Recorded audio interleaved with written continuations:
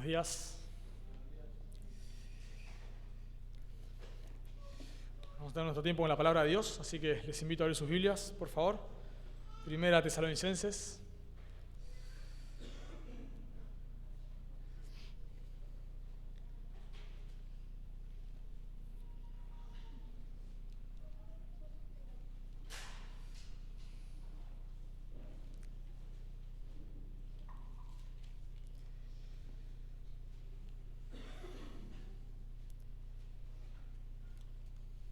Primera Tesalonicenses, capítulo 3. Ya no digo mucho porque deberían ya ahí abrirlo. Bien, Primera Tesalonicenses, capítulo 3, y hoy vamos a estar estudiando el versículo 11 al versículo 13. Primera Tesalonicenses, capítulo 3, versículos 11 al 13. Leo primero y luego oramos. Dice la palabra de Dios: Mas el mismo Dios y Padre nuestro y nuestro Señor Jesucristo dirija nuestro camino a vosotros, y el Señor os haga crecer y abundar en amor unos para con otros y para con todos, como también lo hacemos nosotros para con vosotros, para que sean afirmados vuestros corazones, irreprensibles en santidad, delante de Dios nuestro Padre, en la venida de nuestro Señor Jesucristo con todos sus santos. Oramos. Señor, qué precioso es poder tener tu palabra, qué precioso es poder tener un lugar donde congregarnos, una iglesia. Gracias, Padre, porque no es algo que sobreabunde, no es algo que encontramos a la vuelta de la esquina. Tú nos das hoy el privilegio, Dios, de poder reunirnos como pueblo. Creemos, porque tu palabra lo enseña, que tú estás en medio nuestro. Creemos, Señor, que tú habitas en tu iglesia, tú habitas en medio de tu pueblo. Creemos, Señor, que la Biblia es tu palabra y que tú la usas. Y queremos, por favor, Dios, entender en esta mañana que tú estás en este momento mirando nuestros corazones. Tú no estás allí lejos en el cielo, sino estás en medio de tu pueblo, habitas, moras en medio de tu pueblo. Y queremos, por favor, Dios, tener un temor reverente delante de ti esta mañana. Por favor, Dios, usa tu palabra. Tú conoces nuestra necesidad, tú conoces quiénes son tuyos, quiénes no. Salva, restaura, santifica, Dios, en esta mañana. Te lo pedimos en el nombre de Jesús. Amén.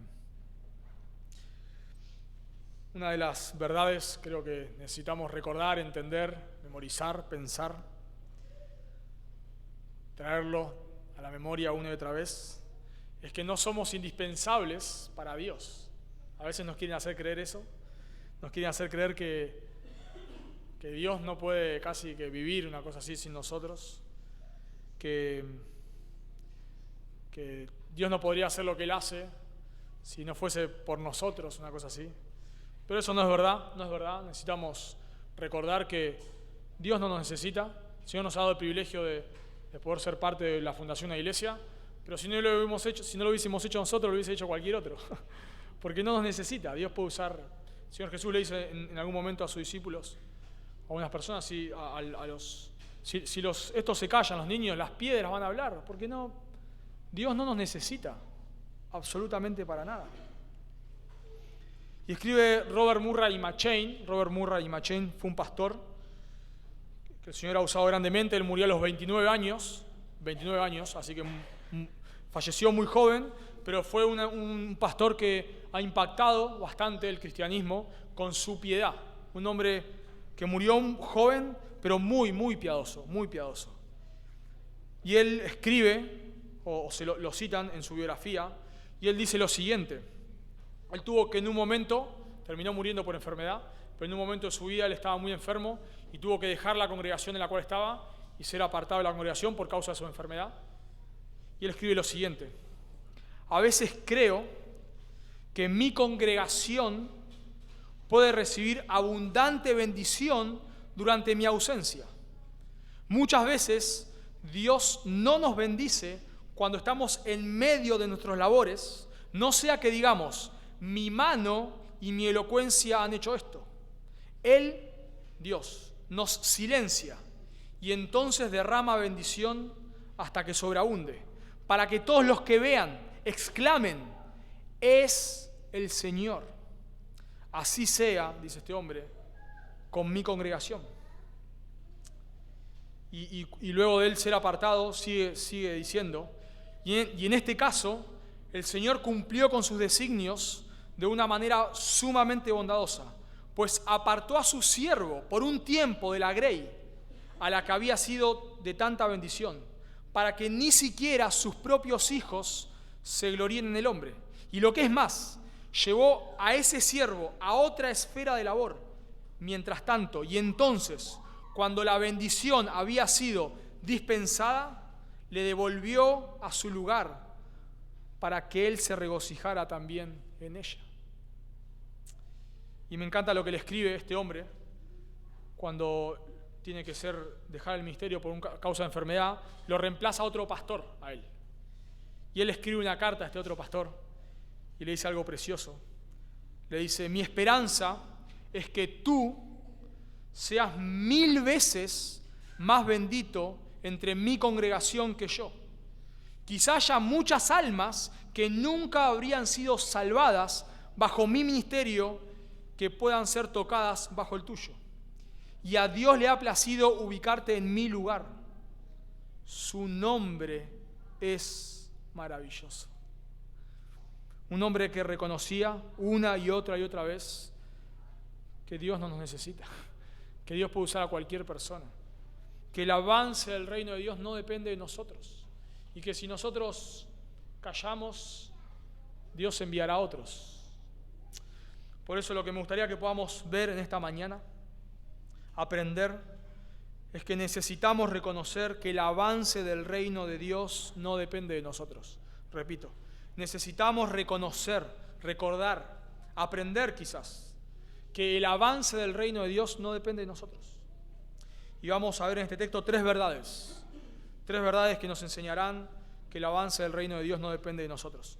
Y la primera verdad que podemos notar en el texto es que el avance del reino de Dios no depende de nosotros, porque solo Dios puede abrir o cerrar puertas para el ministerio.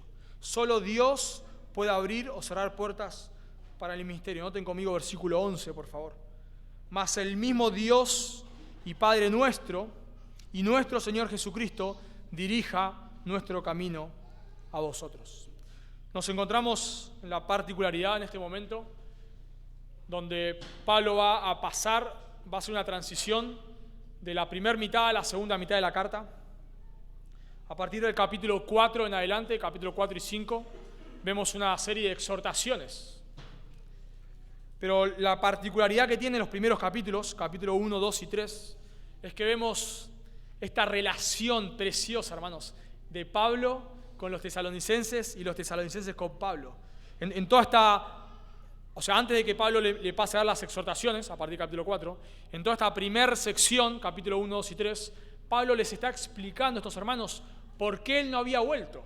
Por qué él, recordemos que tanto él, Silas y Timoteo debieron huir rápidamente, luego de la fundación de esta iglesia, quizás 3 meses. Y Pablo les explica por qué no volvió, por qué. ¿Por qué pasó tiempo y todavía no había vuelto? Bueno, Pablo explica que él intentó hacerlo varias veces en capítulo 2, versículo 18, pero Satanás se lo impidió. Él les dice que ellos no pudieron volver, pero como estaban preocupados por los tesalonicenses, ellos envían a Timoteo. Eso leemos en capítulo 3. Capítulo 3, versículo 5 dice que envían a Timoteo para informarse de su fe. Y Timoteo había regresado a Pablo y le trajo buenas noticias de estos hermanos, de los tesalonicenses, y es por eso que Pablo escribe esta carta. Y en este ida y vuelta nos damos cuenta que Pablo se preocupaba por ellos, pero ellos se preocupaban por Pablo.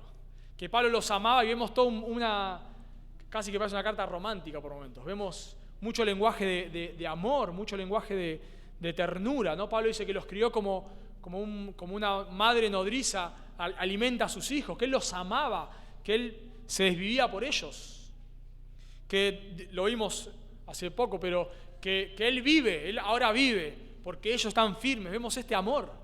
Pero también vemos el amor de los tesalonicenses para con Pablo. Y dice Pablo, Timoteo le dice a Pablo, le cuenta que los tesalonicenses también querían ver a Pablo, también lo extrañaban, también oraban por Pablo, también estaban preocupados por él. Así que Pablo concluye ahí en capítulo 3, versículo 10, diciendo que una vez que Timoteo le trajo estas buenas noticias, él ahora tiene más ganas de ir a verlo, no menos, sino más ganas. Noten conmigo, capítulo 3, versículo 10, dice: orando de noche y de día, con gran insistencia, para que veamos vuestro rostro y completemos lo que falta a vuestra fe. Así concluye, vamos a decir así, toda esta primera sección. Pablo intentó ir, no pudo, mandó, etcétera, etcétera, etcétera, y concluye esta sección diciendo, bueno, yo oro que Dios abra puertas para que pueda ir. Pero ahora en estos 3 últimos versículos que tenemos, donde cierra la primera sección de la carta, nos damos cuenta que aunque Pablo deseaba ir y oraba por ellos, y quería, leemos en capítulo 3, en versículo 10, quería completar lo que falta de su fe, eso habla del crecimiento espiritual, él reconoce, Pablo termina estos versículos, reconociendo que la obra es de Dios, la obra es de Dios. Y sucede algo en estos versículos, que no lo notamos en español, pero sucede algo raro en el Nuevo Testamento, es que Pablo usa tres verbos, lo que se llama en modo optativo. Modo optativo quiere decir un deseo. A veces expresa el subjuntivo, acá no usa el subjuntivo, lo llama el modo optativo, que es raro, no es un modo, se usa en el Nuevo Testamento, pero no se usa tanto. Y este modo optativo lo que hace es expresa un deseo. ¿Cuál es el deseo de Pablo? Y vemos en este deseo de Pablo que él reconoce, aunque él se esfuerza por estos hermanos, él reconoce que la obra no depende de él. Noten conmigo, ahí vemos el primer modo optativo, el primer verbo, que dice dirija, mas el mismo Dios y Padre nuestro y nuestro Señor Jesucristo dirija. Ese es el deseo de Pablo. Pablo reconoce que en última instancia la obra depende de Dios. Depende del Dios Trino, noten precioso como resalta Pablo acá, más el Dios y Padre nuestro y nuestro Señor Jesucristo. Eso habla de que pone al Dios y Padre y al Señor Jesucristo al mismo nivel. Claro que sí. Y encima usa un verbo en singular. No dice el Dios y Padre y nuestro Señor Jesucristo dirijan. No dice dirijan. Dice dirija. Lo cual nos habla, por supuesto, hermanos, de la Trinidad, como cuando se dice en Mateo, bautizados en los nombres, bautizados en singular, el nombre, pero luego nombra 3 nombres, Padre, Hijo, Espíritu Santo, lo cual nos da a entender de la Trinidad. Y Pablo acá descansa en la obra de Dios, claro que sí.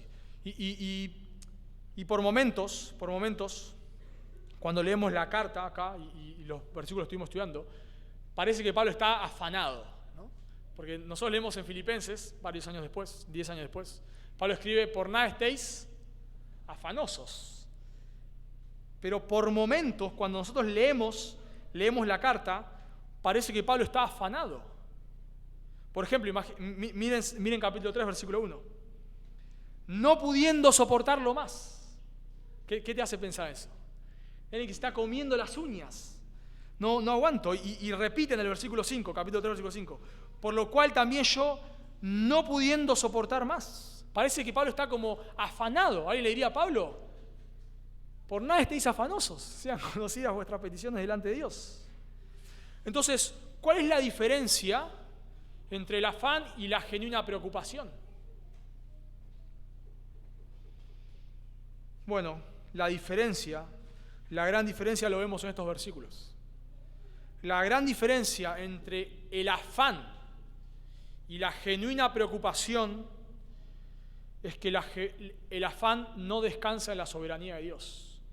Y la genuina preocupación hace lo que uno debe hacer, pero recordando que Dios gobierna este mundo. Y eso es lo que hace Pablo acá. Pablo ora, clama a Dios, quiere verlos, trata de hacerlo de todas maneras, una y otra vez él dice que trató de ir a verlos. Pero él sabe que Dios gobierna este mundo. Él sabe que todo está debajo del control de Dios. Y entonces, aunque él trató de ir a ellos, y dice capítulo 2, versículo 18, que Satanás se lo impidió, él termina descansando en que en última instancia la obra es de Dios. Y por eso noten que dice que Dios y Padre y el Señor Jesucristo dirija. El verbo ahí, dirigir, quiere decir hacer un camino sin desviaciones. O sea, el punto es el Señor nos encamina hacia ustedes. Esto es lo contrario, hermanos. Lo contrario a lo que dice Santiago, o no a lo que dice Santiago, sino a lo que les exhorta Santiago a sus lectores en capítulo 4, versículo 13. Santiago les exhorta a sus lectores de la siguiente manera. Dice Santiago capítulo 4, versículo 13. Vamos ahora, los que decís, hoy y mañana iremos a tal ciudad y estaremos allí un año y testificaremos y ganaremos, cuando no sabéis lo que será el día de mañana. Porque ¿qué es vuestra vida? Ciertamente es neblina que aparece por un poco de tiempo y luego se desvanece. En lugar de lo cual deberías decir, si el Señor quiere, viviremos y haremos esto o aquello. Santiago está diciendo acá que vos tenés que pegar la frase al final de cada cosa, si el Señor quiere. No. A veces no decimos si el Señor quiere, no hay problema, no estamos pecando. El punto es que entendemos que Dios está al control. Y yo puedo planificar cosas, está bien planificar, pero en última instancia, ¿en qué descanso? Si el Señor quiere, por supuesto que sí. Planificamos cosas acá, etcétera, y sabemos que es si el Señor quiere. Bueno, Pablo acá está descansando, él ora por ir, pero tranquilo, el Señor dirija nuestros caminos a vosotros. Pablo sabe absolutamente que este mundo está bajo el gobierno de Dios. Y para mí es precioso que pase estas cosas, porque una de lo que generalmente solemos pensar, sobre todo cuando pensamos en Pablo, que Pablo hacía todo lo que quería, ¿no? Casi que todo lo que Pablo se planificaba lo cumplía. Como que Pablo decía, bueno, este año, como hacen muchas iglesias, este año vamos a fundar 5 iglesias, vamos a levantar 10 pastores, vamos a salvar, va a haber 100 convertidos, el año que viene vamos a hacer tal cosa, y todo como si nosotros gobernásemos este mundo. Y a veces pensamos que así le iba a Pablo, ¿no? Como Pablo decía, bueno, este año voy a fundar tantas iglesias, voy a ir acá, voy a ir allá, voy a hacer esto, lo otro. Pero nos damos cuenta en esta carta que no es así. Pablo muchas veces se proponía cosas y no las podía cumplir. Se proponía cosas y no podía. Él trató de volver y no pudo. Y por eso Pablo descansa en lo que solo Dios puede hacer. Dice Proverbios 3:5, fíate de Jehová de todo tu corazón y no te apoyes en tu propia prudencia. Reconócelo en todos tus caminos y Él enderezará tus veredas. Por supuesto, Pablo no era pasivo. A veces nosotros tenemos una falsa piedad y decimos, bueno, confiamos en la soberanía de Dios y no hacemos nada, ¿no? Como alguien que te dice, no sé, estás sin trabajo, confío en que Dios me va a dar un trabajo. Bueno, pues salí a buscar trabajo, ¿no? Si no. Bueno, Pablo no es que decía, bueno, el Señor los ayude, y no hacía nada. No, él trataba de ir, claro, él trataba de esforzarse, pero reconoce en última instancia que es Dios, solo Dios puede abrir puertas. Noten conmigo, ahí en el versículo claramente, el verbo es dirija, pero ¿quién debe dirigir? ¿Quién debe dirigir? Dios.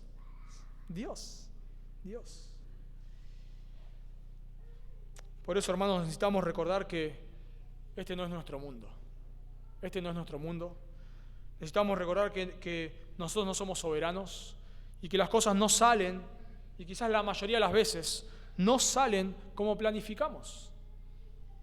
no salen como... Si quizás vos te planificaste muchas cosas, no solamente a lo largo de tu vida, a lo largo de este año, a lo largo de estos meses, y quizás no salieron como vos pensaste.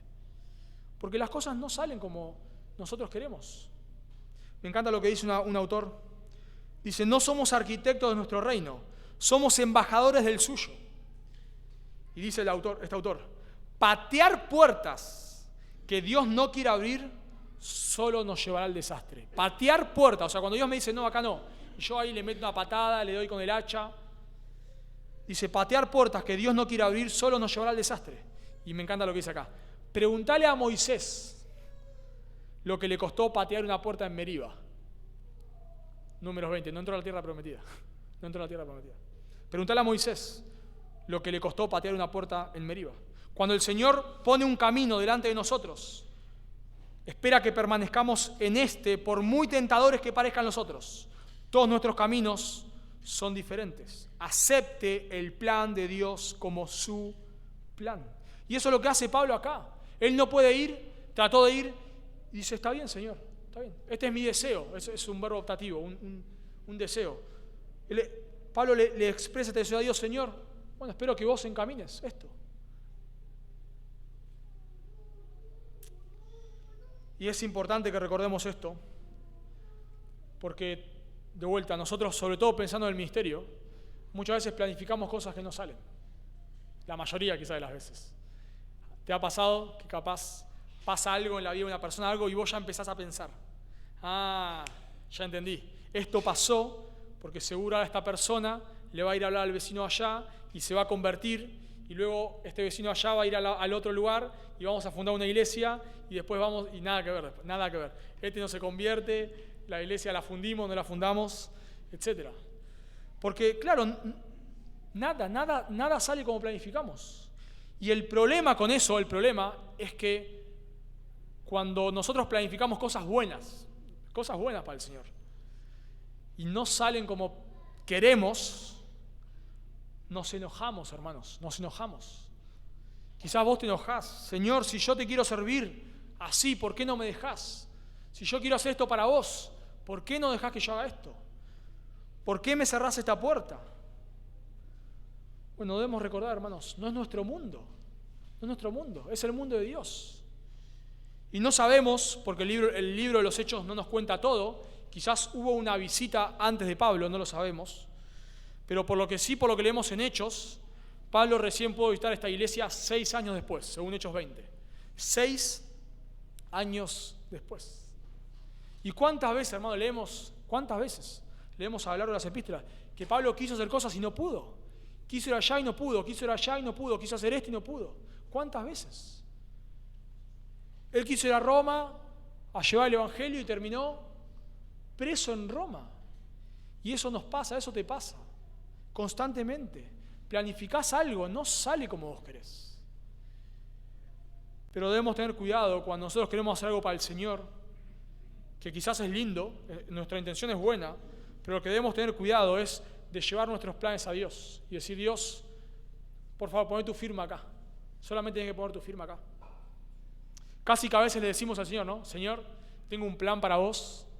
Impresionante, esto a vos jamás se te podía haber ocurrido. Esto es algo, solo una mente brillante como a mí, ¿no? Casi que le decimos eso. No, pero lo queremos convencer a Dios. No, Señor, es que vos no entendés.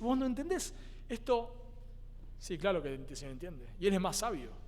Entonces planificamos, pero bueno, si el Señor quiere hacer otra cosa, está bien. Nosotros somos esclavos. Una anécdota que contamos muy graciosa con Bani, siempre la recordamos, es que cuando estábamos, ni de novios todavía, estábamos orando y pidiendo consejo, hablamos con Mariano, ella habló con Alicia también, con la esposa de Mariano, uno de los pastores de Carapachay, y una de las cosas que Mariano le recomendó es, bueno, preguntale si él tiene un llamado al ministerio. Yo creía que no, lo más probable era que no, pero bueno, preguntale porque quizás eso, digamos, tenés que tenerlo en cuenta, porque probablemente si el Señor lo llama al ministerio, tu vida va a ser otra que si te casás con una persona que no está en el ministerio. Entonces, bueno, preguntale. Y recuerdo que charlamos sobre eso. Yo le dije, mira, no sé, quizás no, puede ser que al ministerio, puede ser que el Señor quizás en algún momento me llama. Lo que yo sí sé, seguro, es que no vamos a ser misioneros. Y ella me respondió, ella me dijo, bueno, mirá, con un pastor puede ser que me case, pero con un misionero no, me dijo. Bueno, porque no sabemos, es que los planes del Señor no son nuestros planes, no somos los dueños de nuestra vida de ninguna manera, nos sometemos a los planes de Dios. Y Pablo, un apóstol, no andaba decretando, declarando, reprendiendo a Satanás. Satanás se lo impidió, no sabemos de qué manera. Y él, está bien, Señor, acá están, nosotros estamos dispuestos. Queremos hacer esto, queremos ir a los tesalonicenses. Precioso, ¿para qué quiere ir Pablo a los tesalonicenses? Para ayudarlos a crecer en el Señor. ¿Algo más precioso que eso? Bueno, está bien, Señor, pero si vos tenés otros planes, está bien. Así que necesitamos reconocer que el avance del reino de Dios no depende de nosotros. En primer lugar, porque solo Dios puede abrir o cerrar puertas para el ministerio. Versículo 11. En segundo lugar, porque solo Dios puede darles crecimiento a las personas. Solo Dios puede darle crecimiento a los creyentes. Y acá tenemos nosotros dos verbos en optativo. Noten versículo 12, por favor. Y el Señor os haga crecer y abundar. Ahí están los dos verbos. Recordemos, optativo, un deseo. Y el Señor os haga crecer y abundar en amor unos para con otros y para con todos, como también lo hacemos nosotros para con vosotros. Así que Pablo desea en primer lugar que Dios dirija, abra las puertas, enderece los caminos para que él pueda ir. En segundo lugar, el deseo de Pablo es que el Señor, noten de vuelta el sujeto de los verbos, el Señor os haga crecer y abundar. La palabra ahí crecer justamente es eso, hacer aumentar, abundar es que exista en grandes cantidades. Y lo llamativo de esto es que Tesalónica era una iglesia fiel, lo sabemos. Pablo había escuchado del amor de estos hermanos, según capítulo 1, versículo 3. Ellos habían mostrado amor por los misioneros, según capítulo 1, versículo 9. El amor era algo en lo cual ellos estaban bien, notemos ahí en capítulo 4, versículo 9. Pero acerca del amor fraternal no tenéis necesidad de que os escriba, porque vosotros mismos habéis aprendido de Dios que os améis unos a otros. Pero, así que aunque era una iglesia que estaba bien, estaba encaminada, una iglesia fiel, Pablo sabía que esta iglesia no había llegado a la meta. Pablo sabía que esta iglesia necesitaba seguir creciendo. Y Pablo sabía que solo Dios puede hacerlo. Solo Dios. Pablo sabía que aunque él no vaya, aunque él nunca más pudiese volver a Tesalónica, la iglesia de Tesalónica no dependía de Pablo. No dependía de Pablo. Pablo no era el héroe. Pablo no era indispensable en la obra del ministerio, de ninguna manera. Pablo sabía que el crecimiento de estas personas, aunque él quería ir, aunque él se preocupaba por ellos, lo cual está bien, él sabía que el crecimiento depende de Dios. El Señor los haga crecer a ustedes. Solo el Señor. Esta misma verdad la vemos en 2 Corintios 9:10. Dice, y el que da semilla al que siembra y pan al que come, proveerá y multiplicará vuestra sementera. Y aumentará los frutos de vuestra justicia. Pablo dice en 1 Corintios capítulo 3, versículo 6. Yo planté, Apolos regó, pero ¿quién da el crecimiento? Dios. Yo planté, quizás como una referencia a que él abrió la obra del ministerio, o sea, él evangelizó, y él fue el que trajo el evangelio ahí a Corinto. Yo planté, Apolos regó, probablemente porque Apolos fue el que quizás estuvo discipulando ahí a varias personas de la iglesia, enseñando en un tiempo que Pablo estaba. Pero no importa lo que yo haya hecho, ni lo que Apolos haya hecho, el crecimiento lo da Dios. Y esta misma verdad es la que Pablo repite acá. El Señor los haga crecer y abundar. Así que lo primero que Pablo hace es reconocer que solo Dios puede encaminarlos hacia ellos. Y lo segundo que Pablo hace es reconocer que solo Dios puede hacer que las personas crezcan. Y esto también es clave para el ministerio. Así como muchas veces si nosotros nos olvidamos que este es el mundo de Dios y que Dios hace lo que Él quiere y que no nos pregunta y que Dios tiene una sabiduría que no es la nuestra, una sabiduría que jamás tendremos, por supuesto, porque Él es Dios. De la misma manera, hermanos, debemos recordar que vos no podés ni salvar a nadie, ni podés darle crecimiento a nadie. Una de las cosas en las que a veces caemos cuando olvidamos esta verdad es cargarnos con el crecimiento de las personas. Entonces, si una persona se va de la iglesia, es porque vos hiciste todo mal. Si una persona no crece en santidad y sigue esclavizada al pecado, es porque vos hiciste todo mal. Recuerdo cuando estaba con los jóvenes, a veces la mayoría de ellos no eran creyentes, y servían, enseñaban la Biblia, y después salían de ahí y hacían cualquier cosa hacían. Y uno se sentía mal. Esto es mi culpa, esto es porque yo no hice tal cosa, o porque yo no hice tal otro, o porque sé que hay personas con buenas intenciones lo hacen, que alargan la reunión alargan la reunión de los jóvenes para que se vayan a los boliches. Bueno, está bien, yo entiendo, la intención puede ser linda, está bien, pero no, hermano, la obra no depende de vos. No depende de vos. Cuando vos empezás a cargar con la obra de Dios, o sea, te olvidás que Él es el Señor de la obra, te olvidás que Él salva y que Él santifica, no puedes dormir, de verdad, no puedes dormir. Cada persona que se va de la iglesia es devastador. Terminás deprimido, terminás abandonando, porque pensás que todo depende de vos. Todo depende de vos. Terminás tratando de hacer las cosas para agradar a las personas. ¿Qué le gusta a este? ¿Qué le gusta a aquel? Dándole a cada uno la figurita que le gusta. Porque pensás que todo depende de vos. Te esforzás, orás por la persona y se va de la iglesia hablando pestes de vos, pestes. Y vos decís, hice todo mal. No, hermano, el crecimiento depende de Dios. Claro que examinamos, por supuesto que tratamos de ser humildes y tratamos de examinar si a la luz de la Biblia hemos hecho algo que es incorrecto y bueno, nos arrepentimos, por supuesto. Pero si vos has enseñado fielmente la Biblia, si has evangelizado fielmente, estamos tranquilos. Y si la persona se fue hablando pestes, bueno, está bien, ¿qué vamos a hacer? Nos duele, oramos, nos preocupamos. Está bien, ¿qué dice la Biblia? Ese es el punto. ¿Qué dice la Biblia que yo debo hacer? Bueno, a ver, es la autoridad, no la palabra de Dios. Y si la Biblia me dice tal cosa, y bueno, lo he hecho, no a la perfección, porque claro, la perfección solo la tiene Dios. Pero nos hemos esforzado, estamos tranquilos. Seguramente te ha pasado, o quizás donde más nos pasa esto, es en el evangelismo.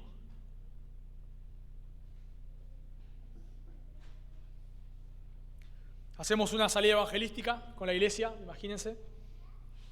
Y en la semana oramos al Señor, oramos como iglesia, oramos de manera individual, nos preparamos en santidad, buscamos al Señor, clamamos, salimos a evangelizar, predicamos la palabra de Dios con fidelidad. Claramente no damos vuelta, hablamos que las personas están muertas, le decimos a la persona que es un pecador, que merece el infierno, que está bajo la ira de Dios, que la única manera de ser salvo es por Cristo. Bueno, le predicamos el evangelio con claridad. Y no se salva nadie, no se convierte nadie. ¿Y cómo volvemos? De verdad, hermanos, ¿cómo volvemos? No, es que no se salvó porque seguramente cuando me preguntó por los extraterrestres, no supe qué decirle. Así que seguro que no se salvó por esto. ¿No? Y no, claro, me tiró este argumento y yo esto no sabía cómo, con culpa, ¿no? Y no, es que si yo predicara con la pasión de Spurgeon, seguramente se hubiese salvado. Y si culpa, porque, claro, pensamos que depende de nosotros, pero cantamos. La salvación es del Señor, claro que sí. Y eso es lo que nos da tranquilidad, hermanos. Hicimos lo que tuvimos que hacer, estamos tranquilos. Claro, nos duele, no somos indiferentes. Pablo acá no es indiferente, lo hemos estudiado, él llora, quiere ir, etc. Pero en un sentido eso nos deja dormir tranquilos, de que la obra no depende de nosotros. El Señor Jesús los manda a sus discípulos a evangelizar.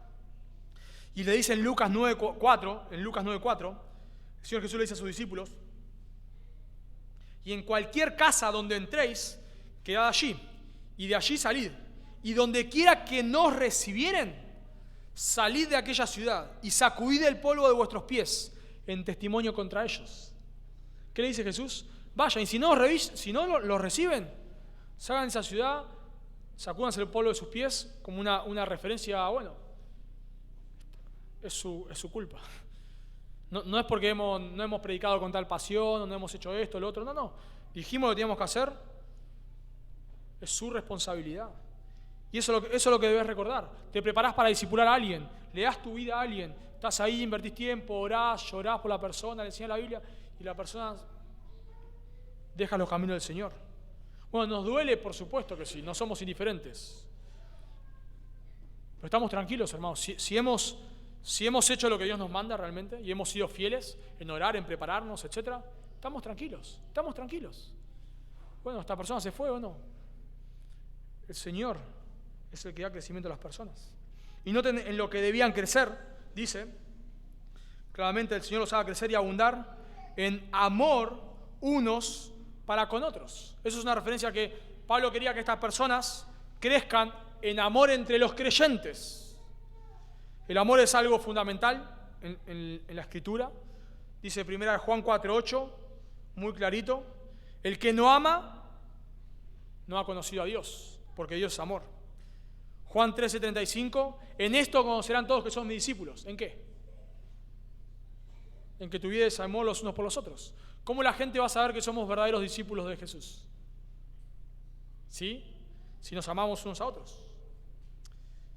Gálatas 5:6 dice, porque en Cristo Jesús ni la circuncisión vale algo ni la incircuncisión, sino la fe que obra por el amor. Así que Pablo quería que Dios los haga crecer a estas personas que ya estaban bien en esa área, pero que Dios los haga crecer en amor. Por supuesto, ya veremos en algún otro momento más específicamente lo que implica esto, pero bueno, el amor, hermanos, no solamente tiene que ver con que todos nos abracemos y nos demos besos y estemos todos contentos, felices, sonriendo, sino tiene que ver con que nos estemos preocupando los unos por los otros para que crezcamos en santidad. Eso es el amor. Proverbios 27:6 dice, fieles son las heridas del que ama. Claro, como es un proverbio, a veces no lo tomamos tan en serio. Pero fieles son las heridas del que ama. Cuando alguien te dice, hermano, esto es orgullo, te duele. A veces alguien te confronta con el pecado, nos duele. Claro que nos duele. Es como cuando, no sé si alguna vez te ha pasado, te has tenido algún accidente, alguna herida que te hayan que te tenía que limpiar. Cuando te limpia el médico, ¿qué pasa? Te duele y duele, pero es necesario, claro que sí. Bueno, Pablo quería que estos hermanos crezcan en el amor, crezcan en la exhortación unos por otros, se animen, se consuelen, se exhorten con la Biblia. Y no solamente entre ellos, sino dice el texto, para con todos. Es una referencia, Pablo quería que Dios los haga crecer a estos hermanos en amor entre los creyentes, pero también el amor entre los no creyentes. Dice Gálatas 6:10, así que según tengamos oportunidad, hagamos bien a todos, mayormente a los de la familia de la fe. Pero a todos, ¿qué quiere decir? A los creyentes y a los no creyentes. No somos un club social, no somos una fraternidad donde nos llevamos bien entre nosotros y los demás que nos importa.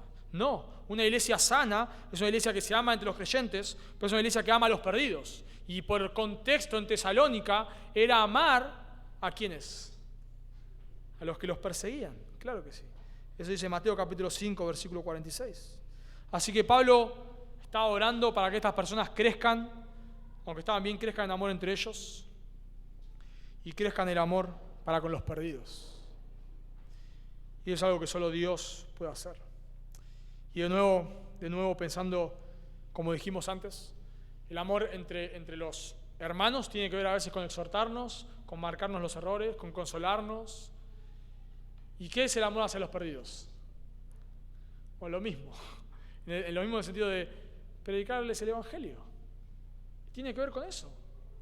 Nosotros no vamos a hacer una iglesia que ama a los perdidos si los invitamos a que vengan y solamente los hacemos sentir cómodos, les damos café, medialunas, los recibimos con una sonrisa, un abrazo, y la gente se siente súper cómoda y todo muy lindo, y nada más que eso. Si hacemos eso, no los amamos.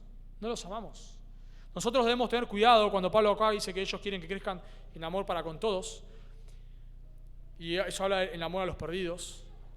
Nosotros debemos tener mucho cuidado con algo, y es con pensar que el amor a los perdidos tiene que ver con solamente hacerlos sentir cómodos. Tenemos que tener cuidado con eso. Con que obsesionarnos solamente con que la persona se sienta bien, que le gusten las canciones, que se sienta cómodo entre los hermanos, como que es nuestra obsesión, hermanos, que la persona se sienta cómoda, ¿para qué? Para que vuelva. Bueno, queremos que las personas se sientan cómodas, no es que queremos que se sientan incómodas, pero no es nuestra prioridad, hermanos. No es nuestra prioridad. Cuando viene alguien nuevo acá a la iglesia, nuestra prioridad es que escuche el Evangelio.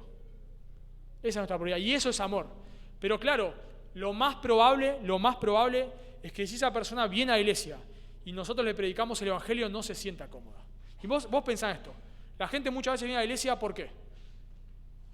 Porque está mal, porque está triste, porque quiere, ¿no? Está bajoneada, y generalmente a veces uno aprovecha eso para invitar a la iglesia.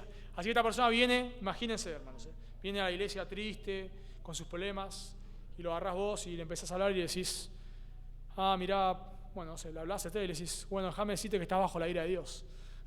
Bueno, pero yo vine a sentirme bien, no a que me digan que estoy bajo la ira de Dios. Y si vos te morís hoy vas a ir al infierno por tus pecados, porque has pecado contra un Dios santo. ¿Qué te iba a decir la persona? Pero yo vine a sentirme bien, ¿no? Vine a sentirme bien. O sea, encima que me siento mal, vos me estás diciendo que Dios está airado contra mí por mi pecado. Pero claro, vos ahí le introducís la buena noticia, ¿no? Que, bueno, vos sos un pecador, mereces el infierno, pero Dios hizo algo precioso, Él envió a su Hijo a morir por tus pecados. Tenés que arrepentirte y creer en Él. La mejor noticia, la mejor noticia. No tenés que hacer nada, Dios lo hizo todo. Arrepentite y poné tu fe en Jesús. Y la persona que te dice, pero ustedes son unos sectarios.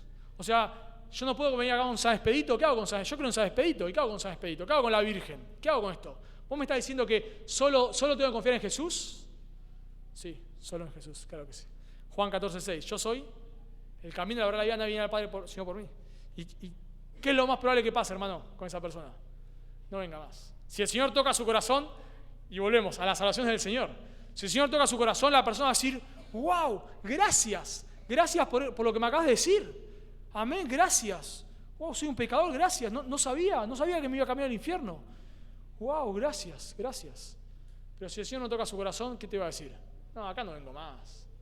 No, a mí me gusta que me digan que soy un campeón, un fenómeno, que Dios me va a llenar de plata, que voy a alcanzar mis éxitos. No vengo más. Yo me siento mal, estoy deprimido, vengo a la iglesia y me siento bajo la ira de Dios, no vengo más.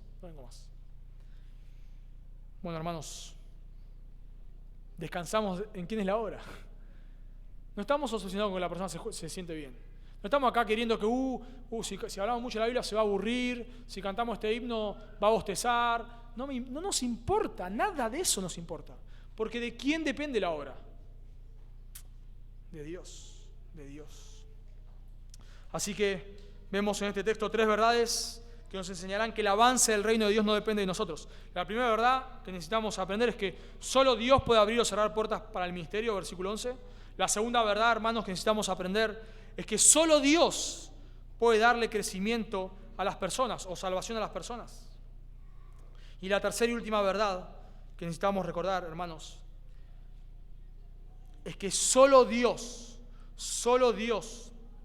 ve el verdadero estado espiritual de las personas. Solo Dios ve el verdadero estado espiritual de las personas, versículo 13.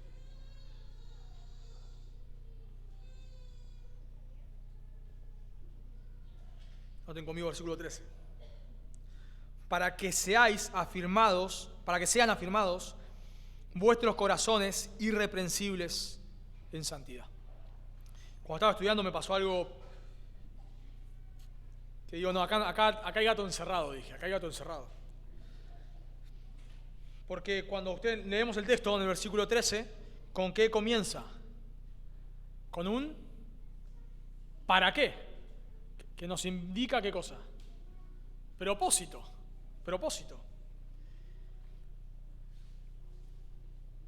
Ahora, en el versículo 12 dice que Pablo desea que Dios los haga crecer y abundar en amor, y el motivo de eso es para que ellos sean irreprensibles en santidad. Y claro, esto me genera un cortocircuito, porque si nosotros pensamos en una persona santa, ¿qué se te viene a la mente? Alguien que está leyendo la Biblia todo el día, ¿no? Claro que sí. Alguien que está orando, que ora 5 horas por día. Eso se nos viene a la mente cuando pensamos en alguien santo. Claro, pero Lutero leía de inconverso. Leía más la Biblia que nosotros de creyentes. Y oraba más que nosotros de creyentes. Y confesaba más pecado que nosotros de creyentes. Claro, debemos orar y debemos leer la Biblia. Claro que sí, claro que sí. Pero un inconverso puede hacer eso y no ser creyente, claro.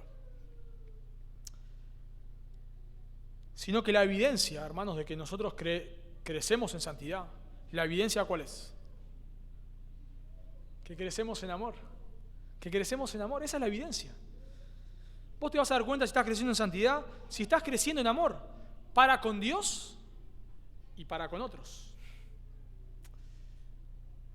Tu teología puede ser impecable, tu exégesis y tu predicación puede ser intachable, pero si no hay amor, no hay crecimiento, claro que no. Pablo dice, si entendiese todos los misterios y toda ciencia, etcétera, etcétera, etcétera, y no tengo amor, no sirve de nada. Yo sé que se usa mal, hermanos, se usa mal el versículo, el conocimiento envanece, ¿no? Se usa mal para decir que no tenés que estudiar la Biblia, generalmente. Lo invitás a alguien a un seminario y te dice, no, el conocimiento envanece. Bueno, estás citando mal ese versículo, porque la Biblia dice que lo hemos leído. Debemos amar a Dios con toda nuestra mente, claro que sí, claro que sí. Oseas dice que este pueblo perece por causa de conocimiento, claro que sí. Necesitamos conocer a Dios. Pablo ora para que en Efesios 3, para que ellos crezcan en el conocimiento de Dios. Claro que sí. Está mal decir que el conocimiento envanece para decir que no hay que estudiar la Biblia. Eso es totalmente erróneo. Pero creo que nosotros, quizás del otro lado, perdemos algo que dice el versículo. El conocimiento envanece. El conocimiento envanece, claro que sí, es una verdad esa. O sea, claro, el antídoto no es no estudiar la Biblia, no estudiar la Biblia, ese no es el antídoto, claro que no. Pero hermanos, el conocimiento envanece, claro que sí. Claro que el conocimiento nos vuelve orgullosos, claro que sí. Nosotros quizás, espero que así sea, hayamos crecido en conocimiento, claro que sí. Espero. Por lo menos aprendimos que es una hipérbole este año, ¿no? Aprendimos que es una hipérbole. Que antes no sabíamos, ahora lo aprendimos. Hemos crecido en conocimiento, probablemente, claro que sí. Pero cuidado, hermano, que hayamos crecido en conocimiento no quiere decir que hayamos crecido en santidad. No quiere decir. Claro, para crecer en santidad necesitamos conocimiento. Claro, eso sí. Para yo ser más a la semejanza de Cristo, necesito la palabra de Dios, necesito conocer más al Señor, por supuesto, eso está claro. Pero, yo puedo tener un conocimiento impecable y aún así no haber crecido en santidad. Aún más, puedo tener un conocimiento increíble y ni siquiera ser creyente. Lamentablemente, muchos de los libros a veces que uno ve o muchos eruditos que escriben libros son inconversos. No, ¿te das cuenta? Los lees, no creen en Dios, no creen en la palabra de Dios. Gálatas 5:14 dice, porque toda la ley, en esta sola palabra se cumple. Amarás a tu prójimo como a ti mismo. Toda la ley, hermanos, todo. Se resume en una cosa. Amarás a tu prójimo como a ti mismo. Romanos 13:8. No debáis a nadie nada, sino el amaros los unos a los otros. Porque el que ama al prójimo ha cumplido la ley. Claro que Pablo quería que estos hermanos crezcan en conocimiento, por supuesto que sí. Les escribe una carta donde él les imparte conocimiento, como vamos a ver del capítulo 4 en adelante. Lo envía a Timoteo para fortalecerlos y que él les recuerde lo que Pablo les había enseñado. Pablo quería ir para que estas personas, para completar lo que falta de su fe, lo cual incluye conocimiento. Pero cuidado, hermanos, porque el conocimiento solo no determina nuestra santidad. Si vos lees la Biblia 2 horas todos los días, pero te irritás fácilmente, no has crecido en santidad. Si orás todos los días 2 horas arrodillado sobre maíz, pero buscás lo tuyo todo el tiempo, no has crecido en santidad. Si no te preocupás por otros, no has crecido en santidad. Si sos una persona que constantemente siente envidia por otros, no has crecido en santidad. Si sos una persona que guarda rencor, no has crecido en santidad. Por eso me encanta, hermanos, que Pablo ore de esta manera. Él ora para que ellos crezcan en el amor. Y cuando el Señor venga, al crecer en amor, cuando el Señor venga, los encuentre irreprensibles en santidad. Ahora, tenemos una aclaración. Cuando Pablo dice acá, irreprensibles en santidad, irreprensibles, no es que los tesalonicenses podrían ser completamente santos de este lado de la gloria. Algunos, este texto, y también primera de Tesalonicenses capítulo 5, al final de la carta también, se usa para hablar de que nosotros podemos ser completamente santos. Dice un autor que cree esto, dice, el tiempo cuando se debería experimentar la entera santificación es pronto después de la conversión. O sea que hay personas que creen que podemos ser completamente santos de este lado de la gloria. Entonces, y usan este texto. ¿Por qué? Porque el texto dice que cuando el Señor venga, ellos sean irreprensibles. Eso es lo que dice el texto. Claro, el problema es que irreprensible ahí no es sin pecado. Irreprensible no es sin pecado.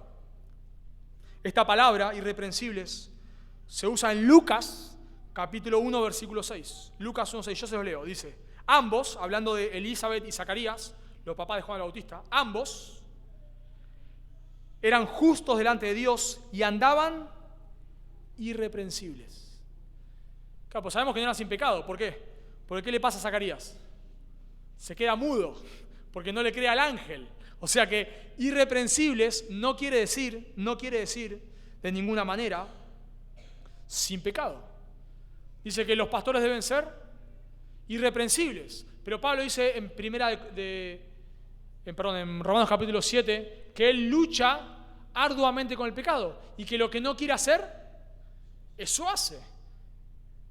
Entonces la Biblia no enseña la entera santificación, sino cuando Pablo dice acá que cuando el Señor venga los encuentre irreprensibles en santidad, quiere decir viviendo una vida íntegra. Lo mismo que de vuelta leemos en los pastores, deben ser irreprensibles, no sin pecados, sino está hablando de una vida íntegra. Cuando dice que Elizabeth y Zacarías andaban irreprensiblemente, no es que no pecaban, sino que eran personas temerosas de Dios, eran personas que crecían en santidad. Entonces Pablo desea que ellos crezcan en amor para que cuando el Señor venga, los encuentre viviendo como a Él le agrada.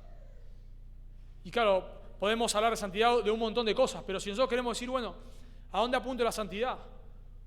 Bueno, amar a Dios y amar a otros. Amar a Dios, lo cual, ¿cómo amo más a Dios? Obedeciéndole. ¿Y cómo le obedezco? Conociendo lo que la Biblia dice, por supuesto que sí. Y amando a otros, entregándome por otros, sea creyentes o para con todos, sean inconversos. Pero hay dos detalles que me gustaría resaltar muy brevemente pensando en la santidad. Dos detalles que no debemos perder. Y es que dice que, no tiene el texto conmigo, el versículo 13, dice, irreprensibles en santidad, ¿en dónde? ¿En qué lugar? Delante de Dios nuestro Padre. O sea, la santidad que Pablo anhela para estas personas no es una santidad farisaica, no es una aparente piedad. Pablo no está preocupado en qué van a pensar otros de los tesalonicenses. No está preocupado por eso. Nosotros no debemos estar preocupados en qué piensa la iglesia al lado, qué piensa el vecino de enfrente, qué piensa el... De verdad, hermano, no nos importa. No nos importa. Si este piensa que somos una iglesia sana, o somos herejes, o somos... No nos importa. No nos importa. Si piensa que somos unos legalistas, unos fariseos, no nos importa. Nos importa lo que Dios dice.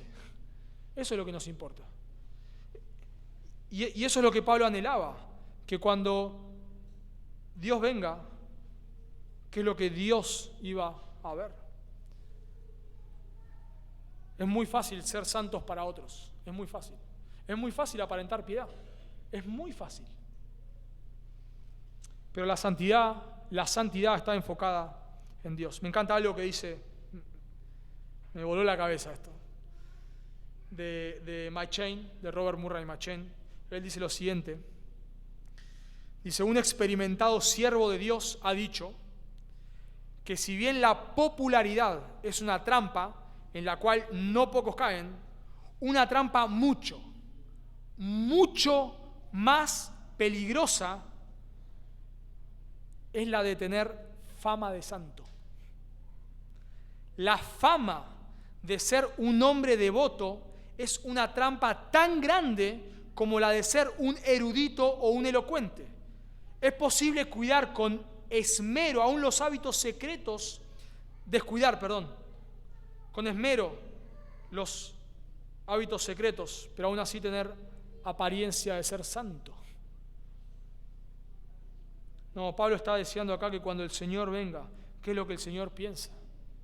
No, hermano, no importa lo que piense el de al lado, no importa.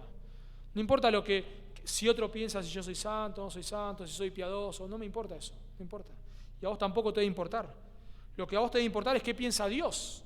Yo no estoy en tu casa ahí mirándote con una cámara, ni ninguno de los hermanos está acá mirándote en tu casa con una cámara. Yo no estoy mirando ni siquiera aún mi cónyuge puede ver mi corazón, ni siquiera eso. Solo Dios puede hacer eso. Y cuando el Señor venga, dice que sacará a luz los secretos de nuestro corazón. Claro que sí. Y por supuesto, hermanos, de vuelta, pensando en irreprensibles de santidad. Claro, cuando el Señor venga no va a decir a ninguno de nosotros, sos perfecto, bien, qué bien. O decirte la ley a la perfección, no lo va a decir a nadie. Pero de vuelta, pensando que el Señor lo sabe todo, el Señor sabe también eso. Sabe que no vamos a ser santos completamente de este lado. Entonces, el punto cuando el Señor venga, nos puede decir bien hecho, buen siervo y fiel, bien. Quizás acá, lo de acá al lado piensa que soy un desastre, que soy un legalista, que esto, que lo otro. No me importa. Y lo último que notamos, pensando en la santidad, hermanos, Pablo desea que Dios los haga crecer y abundar en amor, para que cuando el Señor venga, sean irreprensibles en santidad. Pero ahora noten el tiempo, notamos el lugar antes, el dónde notamos. Ahora notemos el cuándo. ¿Cuándo va a suceder esto? ¿En qué momento? En la venida de nuestro Señor Jesucristo con todos sus santos. Bueno, no quiero entrar en la discusión si santos son ángeles o son creyentes. Cree lo que vos quieras, está bien. Pueden ser santos, pueden ser creyentes, no importa, no viene al caso. Pero me quiero enfocar en el momento. O sea, estos hermanos debían seguir creciendo en santidad. ¿Hasta qué momento? Hasta que el Señor venga. Hasta que el Señor venga. Y esto para mí es precioso. Quizás has crecido en santidad realmente. Quizás mirás para atrás, mirás tu vida hace X tiempo, mirás tu vida hoy y puedo decir, por la gracia del Señor he crecido. Amén. Gracias al Señor. Claro que sí. Pero déjame decirte que no has llegado. Has crecido, pero no has llegado. Personas, ¿no?, que te dicen, ¿cómo es el dicho? Perro viejo, ¿cómo es? Perro viejo no aprende nuevos trucos, algo así, ¿no? Perro viejo no aprende nuevos trucos, algo así. Bueno, hermano, eso puede ser un dicho para algunas cosas, pero no es un dicho para el crecimiento en santidad. No, claro que perro viejo aprende nuevos trucos en el sentido de la santidad. Claro que sí. Claro que no es admisible que alguien diga, bueno, yo ya llegué, ya está. Yo ya serví por años al Señor, ahora me quedo acá en mi casa, calentito. Bueno, si tienes un problema de salud y no puedes hacerlo, está bien, hacelo, claro que sí. Pero no porque pienses que estás hecho. No. Ninguno de nosotros está hecho. Algo que Mariano Merino recalca muchas veces, y a mí me encanta escucharlo, que cuando siempre le pregunta a don Jaime, que no sé, ¿de cuánto viene el Santiago Jaime? 80 años, 80 y pico, ¿vos sabés, Gama? 80 y pico. Bueno, 85 años, no sé. Y le pregunta, bueno, don Jaime le dice, ¿qué pedido de oración tiene? Que pueda terminar bien la carrera. 85 años. Que pueda terminar bien la carrera. Bueno, un hombre que entiende que la carrera, no, por más que él haya fundado iglesias, haya estado de misionero en la selva en Perú, no, eso nada, no importa. Él sabe que aún teniendo 85 años, la carrera no ha terminado. Entonces no importa cuánto has crecido, quizás vos mirás y decís, bueno, en este tiempo he crecido un montón, amén, claro, damos gloria a Dios por eso. Claro que sí, pero cuidado, es un motivo de dar gloria a Dios, pero no es un motivo de relajarnos. Vos debes golpear tu cuerpo, según 1 Corintios 9, y ponerlo en servidumbre hasta que el Señor venga. Hasta que el Señor venga. Así que vemos 3 verdades en este texto que nos enseñarán que el avance del reino de Dios no depende de nosotros. En primer lugar, porque solo Dios puede abrir o cerrar puertas para el ministerio. En segundo lugar, porque solo Dios puede darle crecimiento a los creyentes. Y en tercer lugar, porque solo Dios ve el verdadero estado espiritual de los creyentes. Pero pensando, y concluyo con esto, pensando en la venida del Señor, pensando en que el Señor un día va a volver, la venida del Señor tiene 2 aspectos. Un aspecto precioso, hermanos, que Él va a venir a buscarnos, vamos a estar con Él, qué precioso, por toda la eternidad, disfrutando de la comunión con el Señor. Pero tiene un aspecto negativo la venida del Señor. Y el aspecto negativo que tiene es que el Señor, Él vino una vez a morir en lugar del pecador, a resucitar, y hoy ofrece salvación a todo aquel que se arrepiente de sus pecados y crea en Él. Eso es lo que el Señor hace hoy. Hoy el Señor te ofrece salvación. Si vos sos un pecador, Él te ofrece salvación. Solo tenés que creer que sos un pecador y que Él es Dios hecho hombre, que Él ha muerto, que Él cumplió la ley que vos no podés, que Él murió la muerte que vos merecés. ¿Y qué tengo que hacer? Arrepentirte de tus pecados y creer. Solamente eso, no es por obras, es por gracia. Eso es lo que el Señor vino a hacer en su primer venida. Precioso, Él vino a cargar con nuestros pecados. Él vino a obedecer la ley de Dios que vos no podés. Él vino a morir la muerte que vos merecés. Y resucitó y hoy te puede salvar. Hoy te puede salvar. Claro que sí, por supuesto. Él hoy te ofrece salvación. Pero déjame decirte que la Biblia habla de 2 venidas, como la que leemos acá. 2 venidas. Si vos le rechazás, en su segunda venida Él no va a venir a salvarte. Él no va a venir a salvarte. Si vos le rechazás en su segunda venida, que puede ser en cualquier momento, Él va a venir a juzgarte. Él va a venir a juzgarte. Y Mateo capítulo 7, hablando de su segunda venida, ¿por qué eso habla Mateo en ese texto? Mateo 7. En aquel día, ¿en qué día? En aquel día, ¿en qué día? En el día de la segunda venida. En aquel día muchos me dirán, Señor, Señor, Señor, Señor, en tu nombre, etcétera, etcétera, etcétera. Pero yo les diré, apartados de mí, apartados de mí. El momento para acercarse a mí es ahora, que todavía no he vuelto. El momento para acercarse al Señor es ahora, de arrepentir de tu pecado es ahora. Si vos lo rechazás, cuando el Señor venga, lo que te espera es juicio, juicio. Por eso si estás sin Cristo, yo te ruego, te arrepientas de tus pecados, hoy mismo, ahora mismo, en este momento, y le ruegues al Señor que te salve. Oramos. Señor, damos gracias por tu palabra. Damos gracias, Señor, porque qué precioso es descansar, como decía Pablo, en que la obra depende de ti, Dios. Tú salvas, tú santificas. Queremos ser fieles, Dios. Queremos ser esforzados en lo que tú nos mandas, pero descansamos en ti, Señor. Queremos sembrar, queremos regar, pero queremos recordar que el crecimiento lo das tú, Dios. Ayúdanos a no olvidarnos de esa verdad. Ayúdanos a desvivirnos por otros, pero a recordar que todo depende de ti, Señor. Ayúdanos a crecer en santidad, por favor, Señor. Ayúdanos a hacer una iglesia que seamos conocidos porque amamos. Te amamos a ti y amamos a otros. Y te ruego, Dios, por favor, por aquellos que están en medio nuestro, que no te conocen, que tú les salves, Dios. Por favor, da vida a aquellos que no te conocen, que hoy están con nosotros. Te lo pedimos en el nombre de Jesús. Amén.